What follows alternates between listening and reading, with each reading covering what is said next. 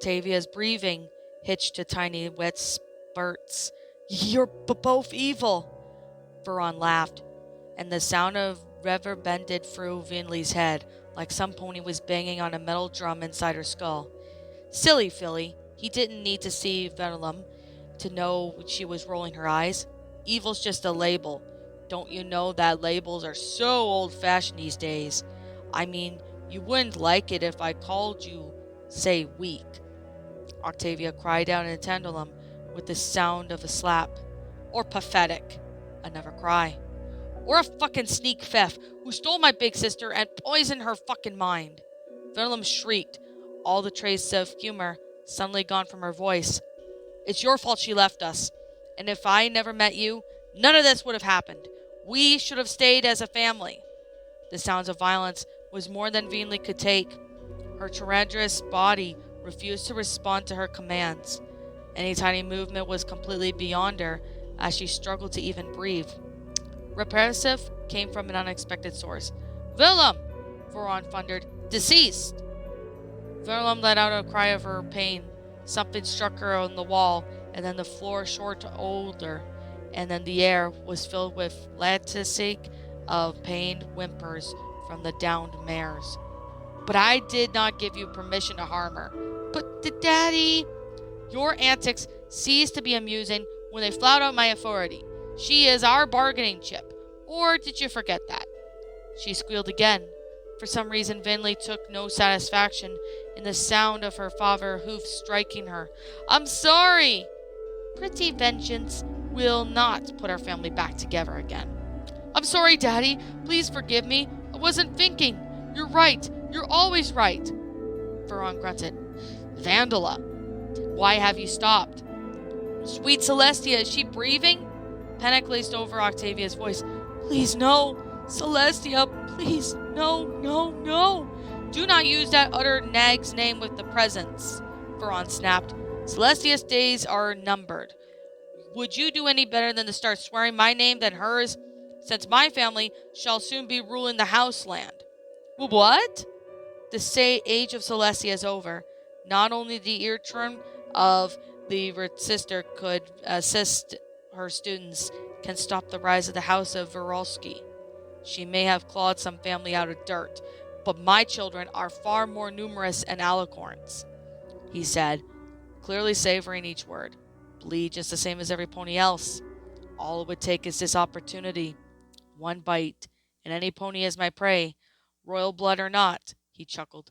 I am eager to see if royalty tastes any sweeter than the blood of my peasants or nobility.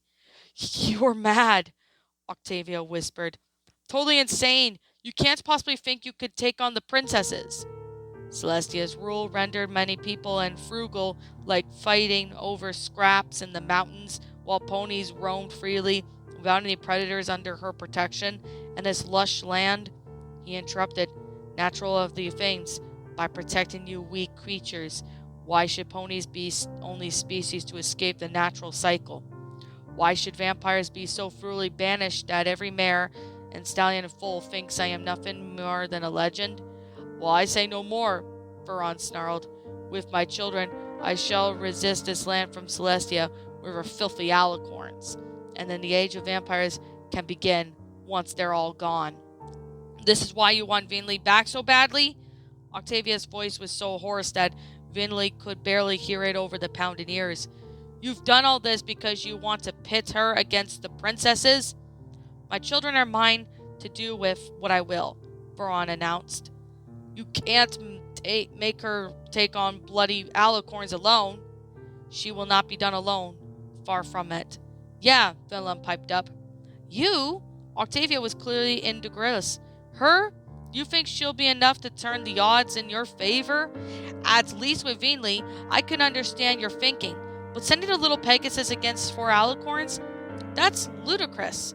Especially the one tiny, weak-looking, and you're just an earth pony. Venom hissed. Well, you are weak.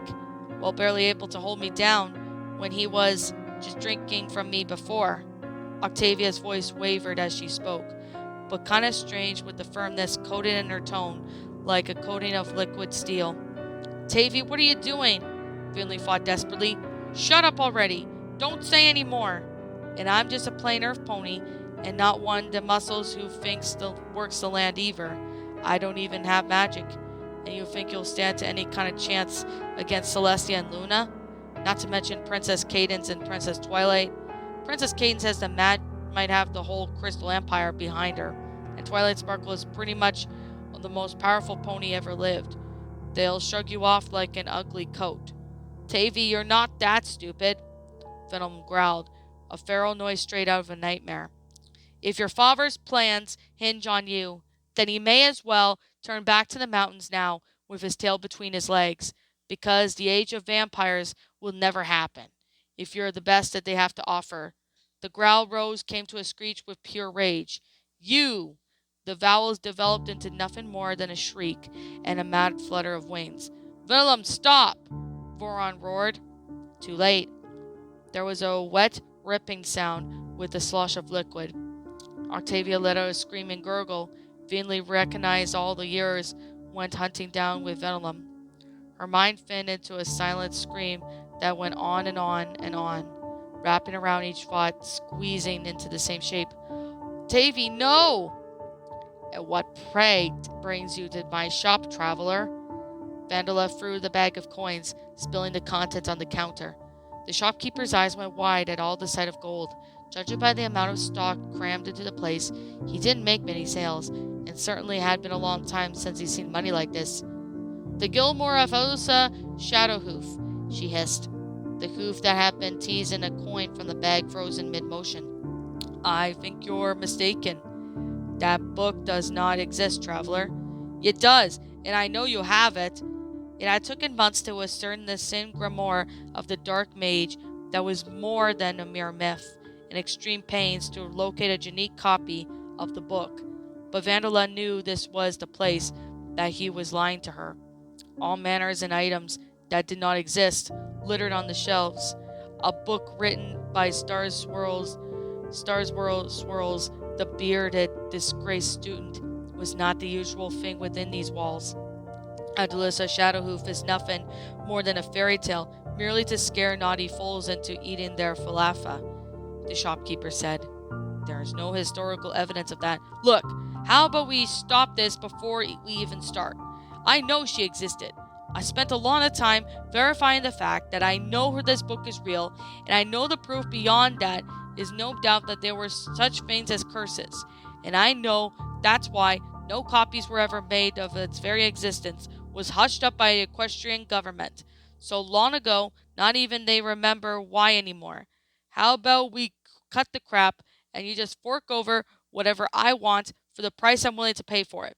Then I won't have to either be there for the royal guard down of this place like a ton of bricks, or torch it to the ground myself. It had been nearly taken as long as to steal that money as it had been taken for her to traverse Equestria by her father's side and formulate this plan.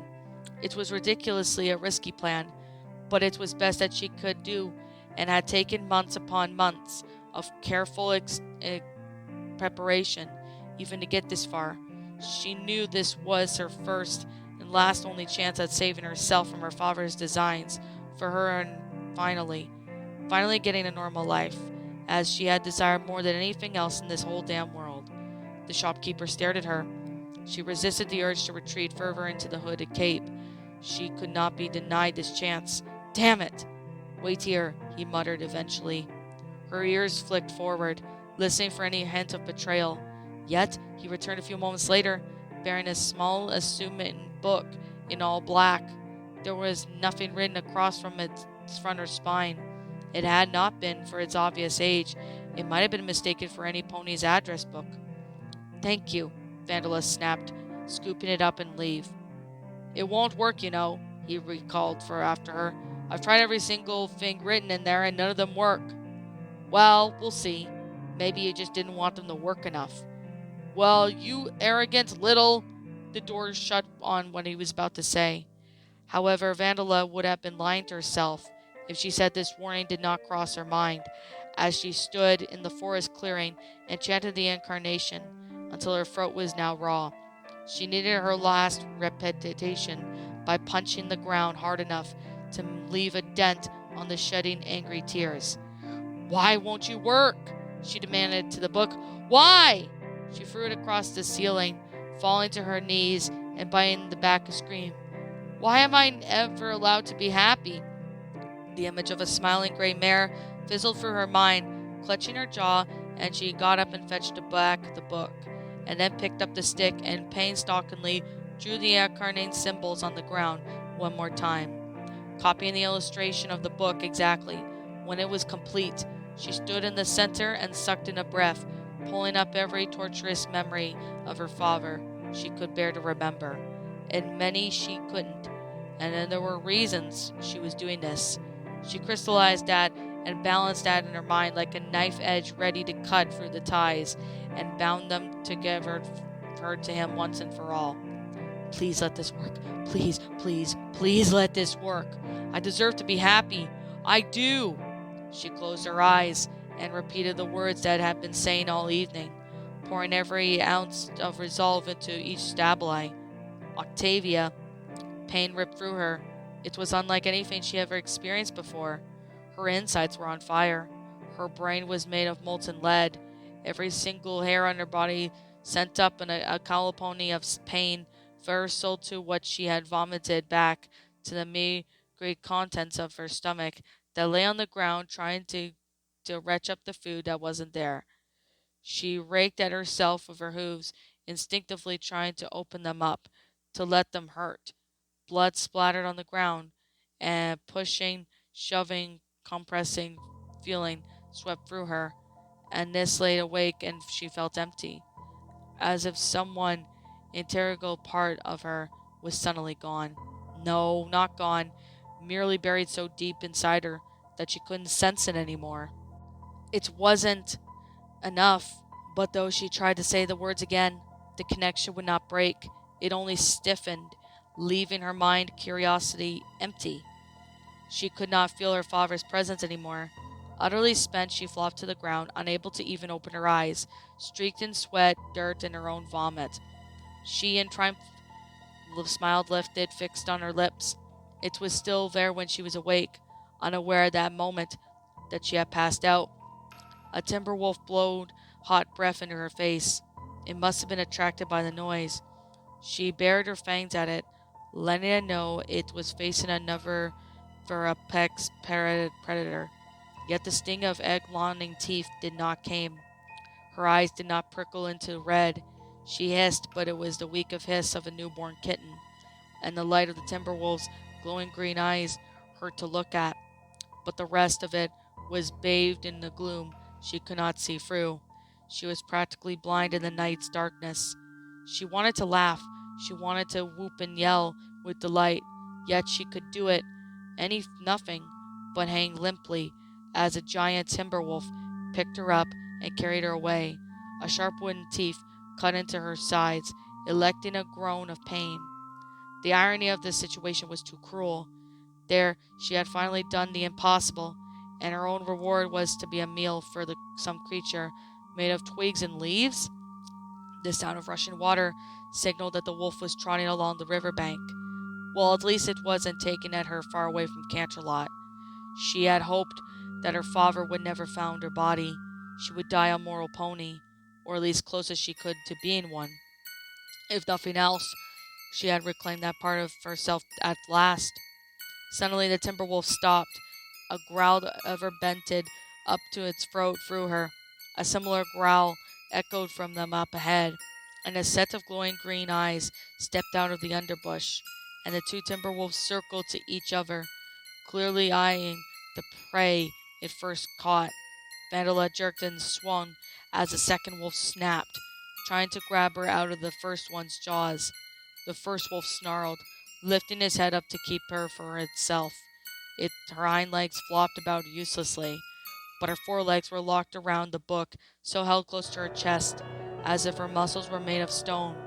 The second wolf raised itself onto its forelegs, the better to snatch her away with, but left of its belly exposed, it would be holding her lashed out with its claws, sending a spray of wood exploding away from them.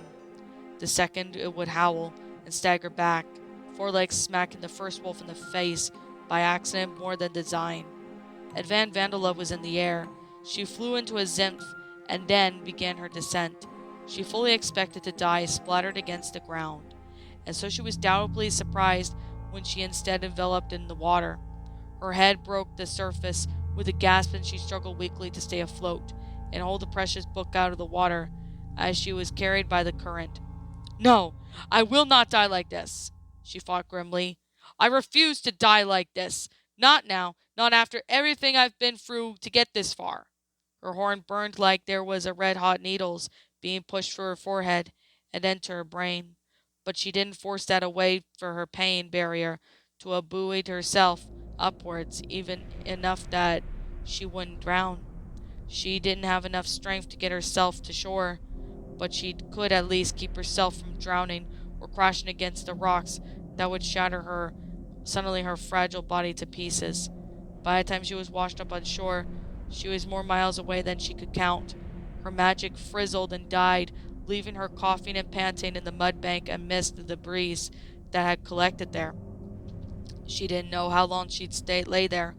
It may have been minutes. It may have been hours. The world had become nothing more but a freezing, hazy collection of half-numb sensations and things that might have had dreams or could have been reality. Sweet Celestia. Ambulance. "I'm sorry, sweetheart. The paramedics are on there. Just found her lying there. No identification. Jane Doe." She woke up to a sterile room and insisted that she'd been smelling disinfectant more strongly than she could. Noises clattered, but they were distant and distinct, that way that would never sound had been before. She had blinked up at the ceiling, trying to gather herself together, piece by fragmented piece. "Ah, you're awake," a cheerful voice said. "Huh?" With effort she turned her head. A yellow pony in a nurse's cap leaned over, beaming like she had pulled Vandilla back from the edge of ovulation personality. "Huh?" "It's okay, chickadee. Just relax. You're in the hospital." "Hospital?" The word had blurred quality, thanks to her excessively dry mouth. She coughed while her whole body hurt with every movement. "Hold steady there," the nurse soothed. "You've been through a lot." "My book?" "Your book? It's in the personal effects locker. We practically had a crowbar that smelly old thing out when you came in. It must have been really important." Vandala fell back against the pillows, gasping for air. "It's very important." She swallowed. "Water?" "Water? Here you go. Now sip it slowly through the straw." She drank gracefully and greedily until the nurse pulled the glass away. "Now, chickadee, I'm going to need you to answer some questions, okay? Do you think you're up for that?" "Nothing too taxing. First off, I need to know your name, chickadee." She froze. I struck her sudden inspiration. She finished. "I don't remember." The nurse frowned. "Oh dear. Do you remember what you were doing in the water 3 nights ago?" Had it really been 3 nights already? Daddy would have been livid. She froze again as she thought that struck her again. She didn't have to call him that anymore. She would have to call him by his actual name. She didn't to his acknowledge and his hold over her any longer. Vuron Volby lived. She thought was new and thrilling. Vuron did not know where she was. Without the connection in her mind, Vuron could not find her. Vuron would think that she is dead after the connections broke, since the only reason his blood linked with his children ever broke was when they died. "Is that a smile I see?